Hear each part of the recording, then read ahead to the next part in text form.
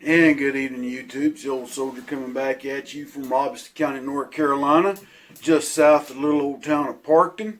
If you look on a map, we're south of Fayetteville and Hope Mills, north of St. Paul's. So if you're ever through this area, give a shout. But anyway, today's Friday, TGIF, to the nth degree for the week I have had. In a lot of aspects, it has been a great and wonderful week, but there's a couple things I'm dealing with as of yesterday and today that are frustrating and making me very irritated and mad. And it has truly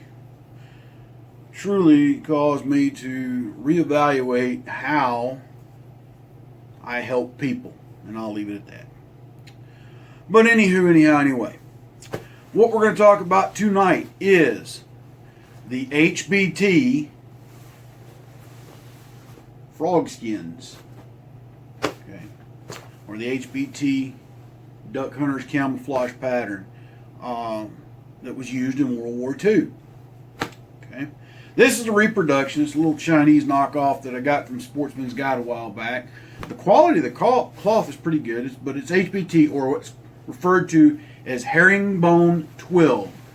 And I'm hoping this can show you the detail, but if you see those little lines and patterns, it's a chevron type pattern in these lines, and it's a very tightly woven fabric. In the Pacific, they used a predominantly green type camouflage pattern, and it was okay. It wasn't the greatest in the world, it wasn't the worst in the world. This particular one kind of replicates that in a sense as the reversible brown side. You got a green side for lush vegetation. You got a brown side, I guess, for fall vegetation or a sandy beach. The Marine Corps were very similar and reversible.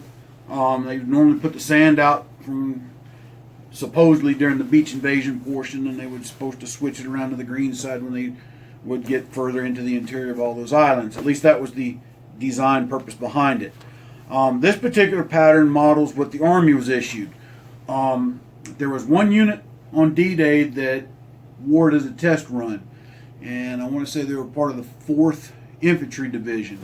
I'll tell you here in just a minute, folks. Stand by.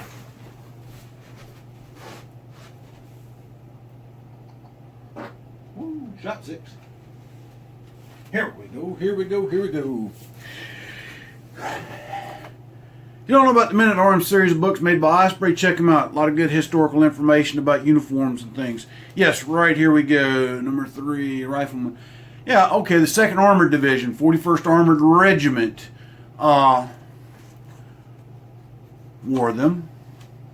And I want to say there was one more unit that I want to say was a part of the 4th Infantry Division. I can be wrong about that one.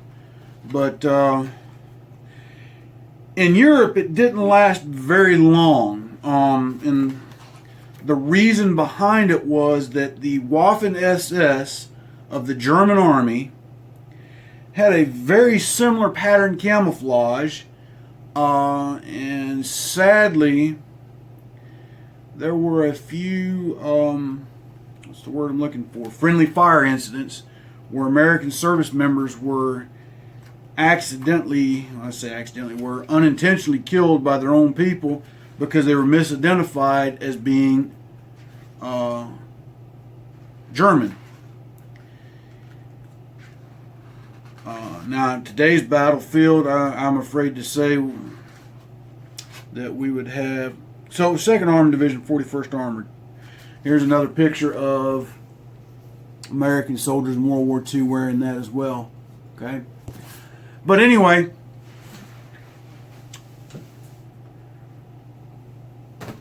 it didn't last very long, and U.S. soldiers were regulated going back to wearing their wool pants, wool shirts with HBT fatigues over them. And so this fell into disuse. Certain units would issue it to their snipers, that kind of thing. But beyond that, it just kind of fell into disuse. It's not a bad pattern. Honestly, it's not. It's not the greatest in the world. For here in the southeast, it works fairly well.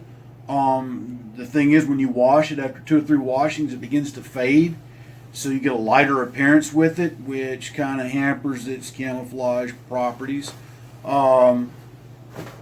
But it was kind of the forerunner of the Erdell pattern that would come out in the 50s.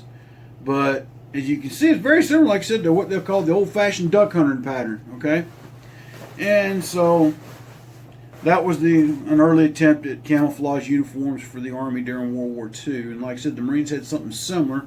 They called them frog skins because they were much more green than this. But like I said, on the modern battlefield today, and you're wondering where I'm going with this, but on the modern battlefield today, so many of our allied nations have adopted some type of variant of multicam that even our enemies have uniforms of similar fashion and digital camouflage. I would think if a modern, God forbid, but a World War III were to break out, we would probably have to go back and revamp how we identify friendly forces on the battlefield. It's just plain and simple. With that being said, though, it goes to show the development camouflage, how far it's come and where it's at now. But again, I want to share that with you. Just a tidbit of history. Because after the war, the Army and the Marines would regulate themselves back to an olive green or olive green type fatigue uniform. The U.S. Army wouldn't start wearing fatigues like that as a standard until really after the Korean War. Because it was still that even though they would use it as a combat uniform in World War II to some extent, in garrison was either khakis or wool uniforms. Again, because the fatigue was regulated for fatigue type duty. But again, fatigues as we know them would not really become a commonplace everyday work uniform in the Army until really about the Korean War. As they begin to standardize them and go from there. One unique thing about these particular HBTs is they did not have plastic buttons. This has a metal button with the 13 stars, okay? Which was unique to these type of fatigues for this era. Now they did have a set that they made later on in the war that had small plastic buttons, which made it easier for laundering if you were wanting to press it and that kind of thing. Because if you try to press that with a dry cleaning press, then buttons will go right through the padding on that dry cleaner's press. And again, that's more of a garrison type activity. In the field and combat, it doesn't really matter if your uniform's pressed or not. It doesn't win you any medals, and it certainly doesn't keep you from getting killed. But when you're back in garrison, you want to look what we used to call strack or sharp. You'd press and starch your uniforms. And this being 100% cotton, it'll hold starch real well. Later uniform developed down the line, the Army would go, the Department of Defense, I should say, would come out with a permanent, what they call permanent press wash and wear fatigues, the OG 507s. And some of my viewers may have been in the Army when those came out. I don't think the Marine Corps really adopted those, as when the Army was adopting those, they were adopting a woodland camouflage uniform that would be the pre-runners to the modern BDUs, in all organic cotton cloth material. But with synthetic fabrics, starting to come in, uniform development, more durable uniforms, longer lasting uniforms. Drawback is you're not supposed to press them, you're not supposed to starch them, that kind of thing. But man, we did. When the Army went from 100% cotton summer BDUs to what they call polycotton, still starched the crap out of them. And they were sharp. I used to wear the summer BDUs year round. Unless the order of the day specifically called for temperate BDUs, I wear summer BDUs year round. Why? Because they starched and pressed a whole lot better than the tempers. Tempers are okay, but the summer cotton or polycotton ripstops would starch and press, and like I said, you could, some place I took mine, once they were starched, you could go chop down a tree with them. But again, I'm kind of on a tangent here with what I did show you. Trying to think, there's another unique feature. Oh yeah, another unique feature to this model of uniform, because the Army also made one of these in OD green, but it had a built-in gas flap. When you put this on, you would button it to the inside, There was a couple more buttons down the way, so if you were in a chemical or gas environment, this would keep that from actually coming into your uniform, or to direct exposure to your skin. And it would look something like that once you buttoned it up, and you'd have it up here on your neck. A lot of the uniforms of World War II had that on there. And actually, you jump fast forward to the first set of summer BDUs the Army come out with. They used to have a flap on those for that same purpose on the pants. Yeah, I guess somebody that designed it thought, well, we might get into gas warfare here, put that on there. Okay. But anyway, so that's in a nutshell. Tell me what you think in the comments below. Let me know what else you'd like to talk about. I'm going to try and do a video tomorrow. It just depends on how things unfold with some things going on around here, as to whether I get one out tomorrow or not. For those of you that are living in Florida watching this, I pray to God that you are safe, that you are making the necessary preparations. If you are anywhere near the intended impact area for this hurricane that's coming in, please get out of there.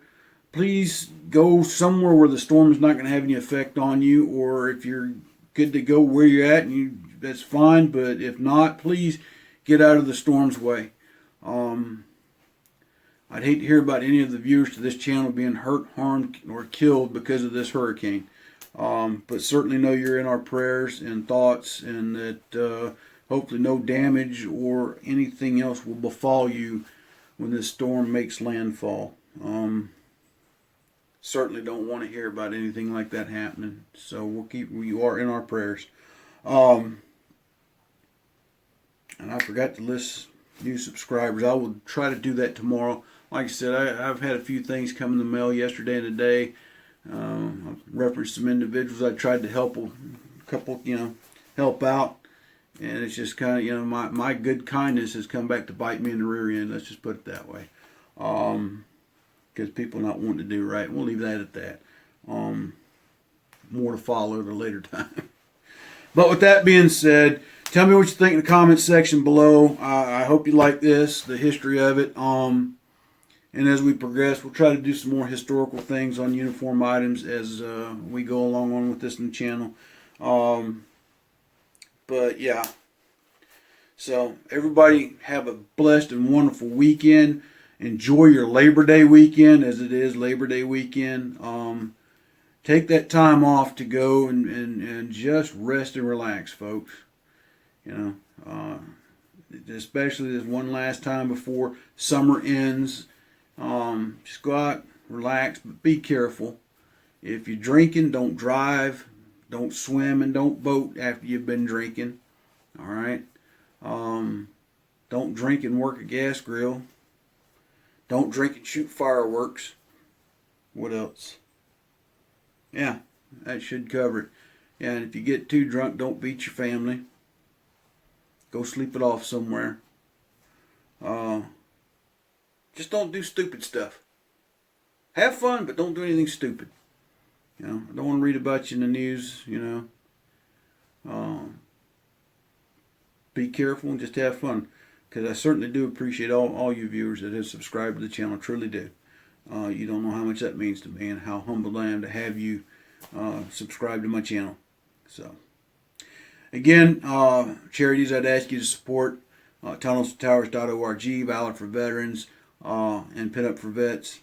Vendors, Money Quick Pawn on Rayford Road in the Fayetteville, North Carolina area. Check them out. Robert's Custom Woodwork and Unsung Patriot. And like I said, if you want to help me out, shoot down below, order a couple of my books, order one of my t-shirts. I'd appreciate it. But until tomorrow, hopefully tomorrow, God bless, take care. This old soldier out.